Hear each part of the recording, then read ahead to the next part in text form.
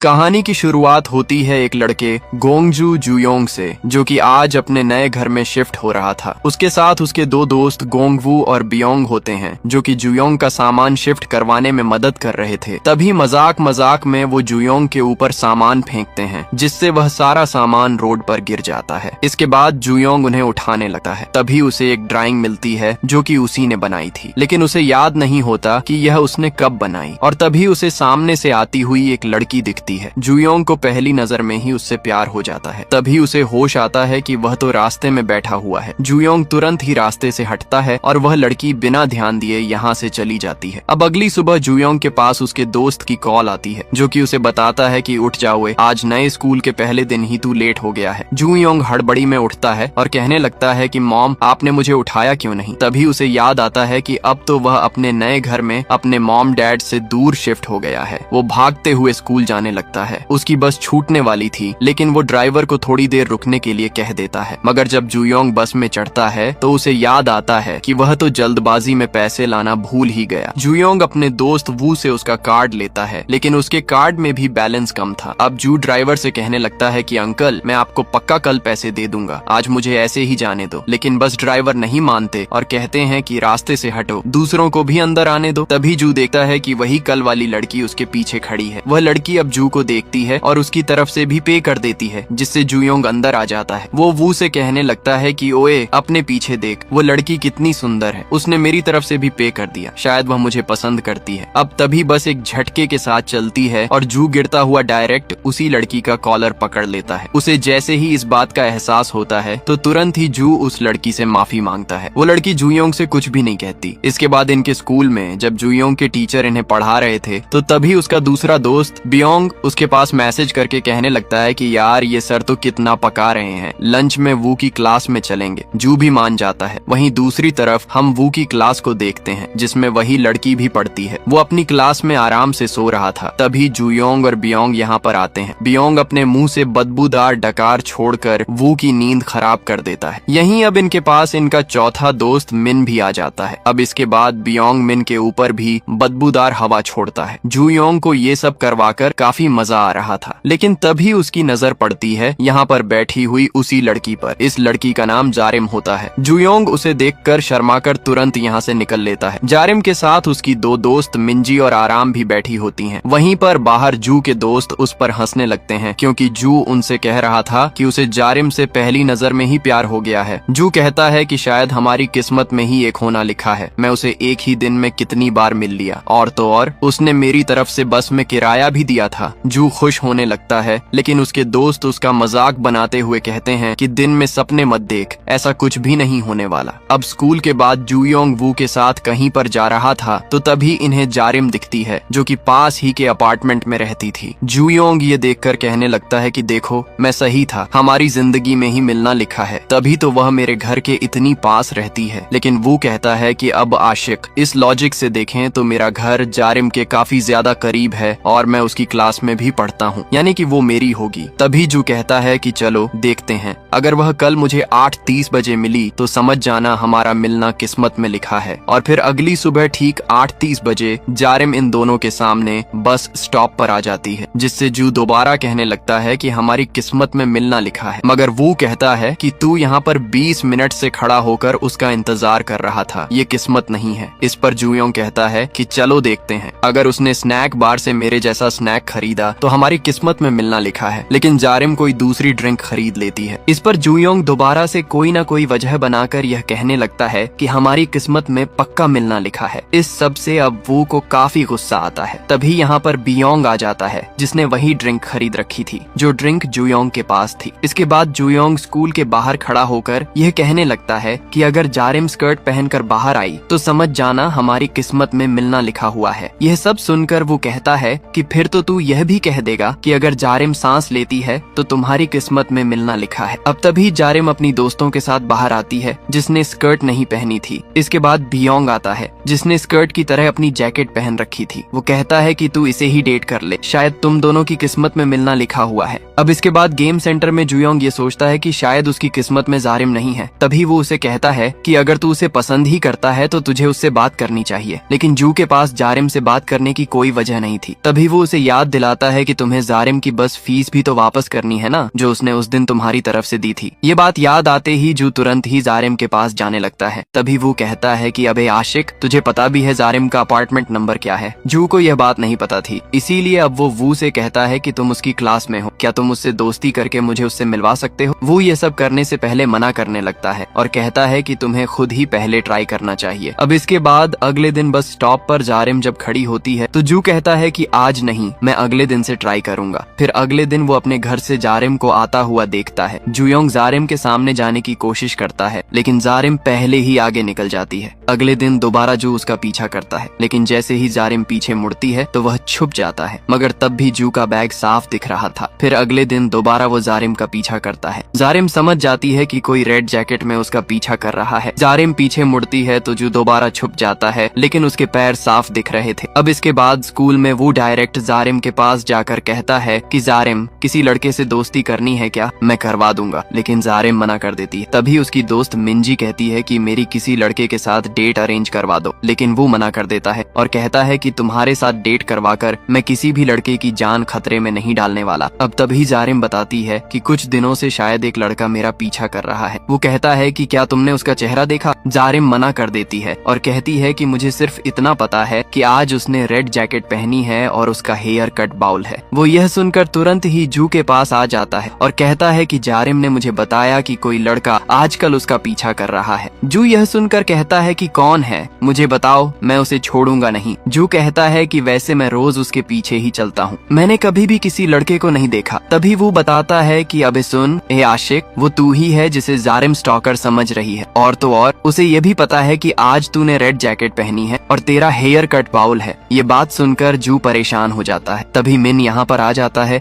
और जू मौके का फायदा उठाकर उसे अपनी जैकेट देने लगता है और उसका चश्मा खुद पहन लेता है। लेकिन मिंजी ने यह सब देख लिया था, वह सब समझ जाती है। जू कहता है कि मैं उसे जानबूझकर स्टॉक नहीं कर रहा, दरअसल मुझे उसके पैसे वापस करने थे, लेकिन मैं उससे बात ही नहीं कर पा रहा। मगर मिंजी कहती है कि तुम जारिम को पसंद करते हो ना। मिंजी उसे चारों तरफ से देखती है और कहती है कि बोल जा, तेरा कोई भी चांस नहीं है, तुझ जैसे लड़कों को जारिम पसंद नहीं करती। जू कहता है कि फिर वो किस टाइप के लड़कों को पसंद करती है, लेकिन ये बात मिंजी को भी नहीं पता थी, क्योंकि जारिम ने आज तक किसी भी लड़के को डेट नहीं किया। ये बात सुनकर जू खुश हो जाता है और कहता है कि फिर तो तुम्हें भी नहीं पता होगा कि जारिम को किस तरह के लड़के पसंद हैं। लेकिन मिंजी पूरी श्योर थी। वो कहती है कि तुम्हारा कोई चांस ही नहीं है, इसीलिए उसे भूल जाओ। ये बोलकर वह चली जाती है। मिन भी सब समझ गया था कि जू अभी अपनी जैकेट देकर उसे फंसाने की कोशिश कर रहा था, इसीलिए वह अपना चश्मा वापस लेता है और कहता है कि तुझे ये जैकेट कभी भी नहीं मिलेगी। यह बोलकर वो यहाँ से भाग जाता है। अब इसके बाद वो जू से बोलता है कि कल ही उसके पैसे वापस कर देना, जितना लंबा तुम इसे खींचोगे यह चीज उतनी ही मुश्किल होती जाएगी। अब इसके बाद अगले दिन दोबारा जू जारिम का पीछा करने लगता है। इस बार जारिम उसे देखकर भागती है और जू भी उसके पीछे भागता है, लेकिन तभी जारिम उसके सामने आ जाती है। वो जू को पकड़कर कहती है कि तू कौन है बे, और रोज मेरा पीछा क्यों करता है? जू उससे कहता है कि मैं वही हूँ जिसका उस दिन तुमने बस में किराया दिया था, मुझे तुम्हारे पैसे वापस करने थे। जारिम को याद आ जाता है। अब इसके बाद जू जारिम को 1001 एनवलप में देता है और कहता है कि मेरा नाम जुयोंग है, वैसे तुम्हारा नाम क्या है? जारिम उसे अपना नाम बताती है और जू कहता है कि मैं तुम्हारे अपार्टमेंट के पास ही रहता हूँ, क्यों ना हम लोग दोस्त बन जाएं। जारिम भी हाँ बोलकर जाने लगती है। तभी 5 दिन पहले का सीन दिखाया जाता है, जो रात में जागकर उसी नोट पर वो सारी बातें लिख रहा था, जो बातें वो जारिम से मिलकर उससे कहना चाहता था। और अब जारिम को वह नोट देने के बाद वह सोच रहा था कि जारिम उसे पढ़ेगी, लेकिन जारिम बिना देखे उससे बस का किराया दे देती है और यह देखकर जू के अरमानों पर पानी फिर जाता है। अब इसके बाद अगले दिन हम जारिम को उसके घर पर देखते हैं। जारिम की एक छोटी बहन भी होती है जिसका नाम बलम होता है और दोनों बहनें सुबह उठते ही बाथरूम की तरफ भागती हैं और पहले जाने के लिए लड़ने लगती हैं। वहीं दूसरी तरफ जुयोंग परफ्यूम लगाकर तैयार हो रहा था और सोच रहा था कि आज तो मैं जारिम से अच्छी दोस्ती करके ही रहूंगा। इसके बाद जू और वू दोनों जारिम के साथ बस स्टॉप तक जाने लगते हैं। रास्ते में जू बार बार वू से जगह बदल कर कुछ कर रहा था। इसके बाद जैसे ही ये लोग बस स्टॉप पर पहुंचते हैं तो जू जारिम से उसका फोन नंबर मांगता है और जानबूझकर अपना फोन गिरा देता है। जैसे ही जारिम उसे उठाने झुकती है तो जू उसके ऊपर कैंडीज की बारिश कर देता है और बताता है कि आज व्हाइट डे है और मैंने तुम्हारे लिए यह सब प्लान किया था, अपने बैग को भी चेक करो। जारिम देखती है कि उसके बैग में भी कैंडीज मौजूद हैं और यह सब जू ने रास्ते में चलते हुए जारिम के बैग में डाली थी।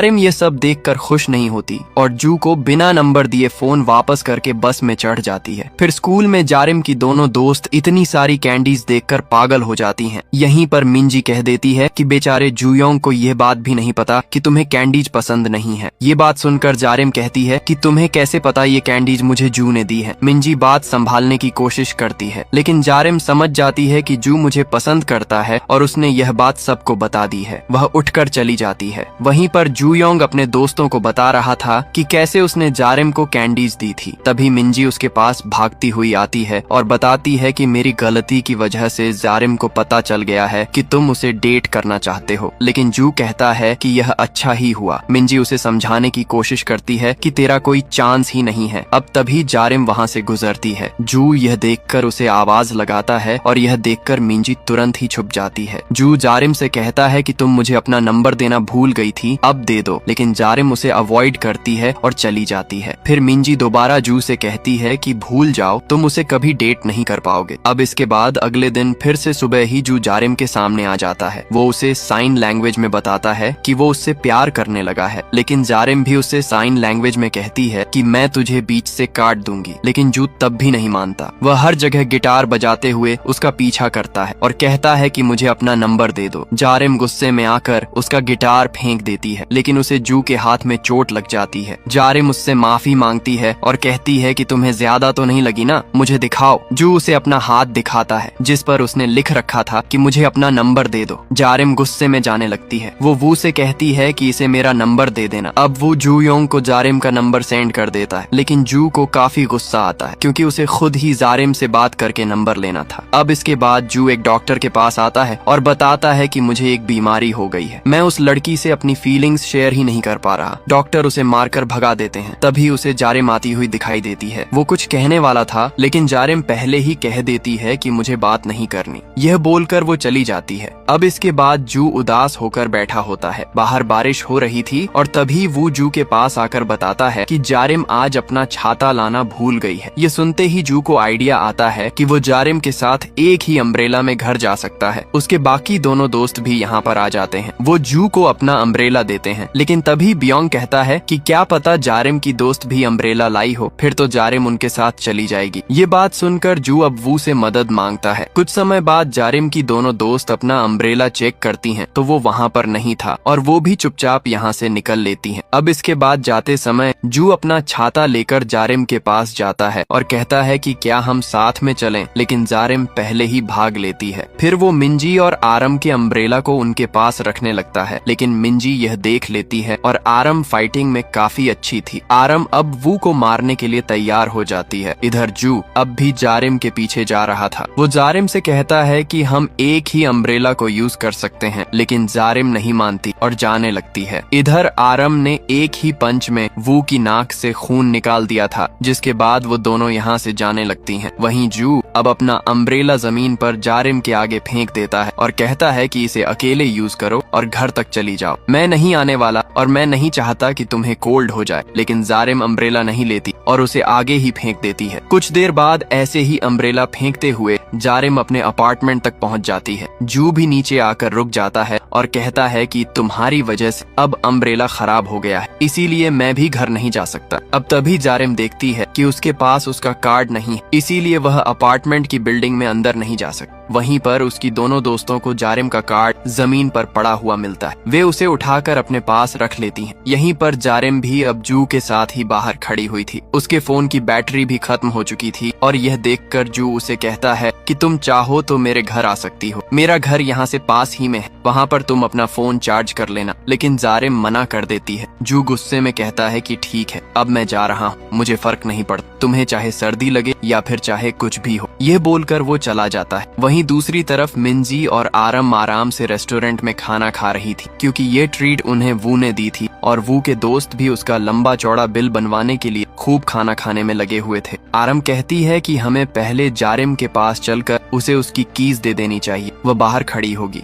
लेकिन मिंजी कहती है कि उन्हें डिस्टर्ब करने की कोई जरूरत नहीं। यह बात सुनकर आरम समझ जाती है कि जरूर ऐसी बारिश में जू जारिम को अपने घर ले जाएगा और उन दोनों में अच्छी दोस्ती हो जाएगी। लेकिन ऐसा कुछ भी नहीं हुआ था और जारिम अकेले खड़ी हुई थी। मगर तभी यहाँ पर जू वापस आ जाता है। वह अपने घर से जारिम के लिए कुछ कपड़े लाया था। जारिम कहती है कि तुम भीगे क्यों हो, क्या तुम्हारे पास कोई दूसरा अम्ब्रेला नहीं था क्या? जू कहता है कि हाँ, मेरे पास नहीं, जब मैं यहाँ पर शिफ्ट हुआ था तो उसे लाना भूल गया। जारिम उससे कहती है कि वैसे तुम वापस क्यों आए हो? इस पर जू कहता है कि जाहिर सी बात, मुझे तुम्हारी चिंता हो रही थी। ये देखकर अब जारिम जू से कहती है कि चलो तुम्हारे घर चलते हैं। वो जाने वाली थी, लेकिन तभी एक आंटी बिल्डिंग के अंदर से निकल कर आती है, जिससे दरवाजा खुल जाता है और जारिम अंदर जा पाती है। लेकिन अब वो जू को भी अंदर खींचकर उससे कहती है कि 2 मिनट यहीं पर इंतजार कर। जारिम उसे अपने घर से अपना एक स्वेटर लाकर देती है जो कि गीला नहीं था और इसे पहनने के लिए कहती है। साथ ही जारिम उसे एक दवाई भी देती है ताकि जू को सर्दी न लगे। और जाने के लिए जारिम जू को एक अम्ब्रेला भी देती है और कहती है कि इस सब के बाद भी अगर तुम बीमार पड़ गए ना तो मैं तुम्हें खुद जान से मार दूंगी। यह बोलकर वो चली जाती है। जू अब खुश होकर जाने लगता है। वो जारिम के कपड़ों में जारिम की स्मेल को सूंघ रहा था। तभी यहाँ पर जारिम की बहन लिम आ जाती है। वो उसे देखती है और सोचती है कि यह कौन है। इसके बाद लिम ऊपर आकर जारिम से कहती है कि नीचे जो लड़का है वह तुम्हारा दोस्त है ना, आखिर तुमने उसे मेरी हुडी क्यों दी? जारिम उसे छेड़कर खुश होने लगती है और वहीं पर जू सोच रहा था कि यह स्वेटर जारिम का है। और इसी एंडिंग के साथ इस के ड्रामा के 2 एपिसोड्स की कहानी यहीं पर खत्म हो जाती है। दोस्तों, अगर आपको इस के ड्रामा के आगे के एपिसोड्स भी देखने हैं तो कमेंट सेक्शन में नेक्स्ट पार्ट लिखना मत भूलिएगा और इस वीडियो को भी लाइक करके हाइप कर दीजिएगा। मिलते हैं अगले पार्ट में, तब तक लिए बाय बाय, टेक केयर।